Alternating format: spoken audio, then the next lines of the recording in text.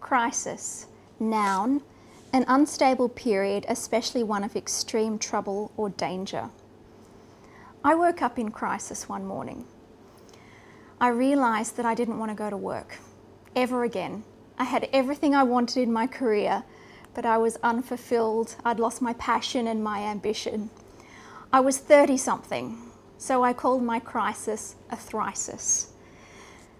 And in the beginning, I thought that I was the only one in the world suffering from a thrisis.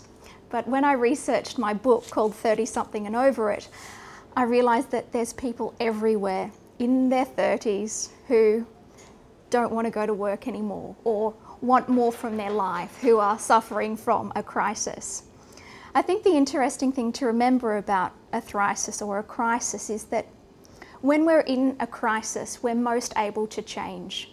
And it's important to view this time in your life as an opportunity to reinvent yourself and to realign how you spend your life and live your life with who you really are and who you want to be. So a thrisis or a crisis feels really bad at the time, but it can be a really positive experience as well. Crisis. Good luck getting over yours.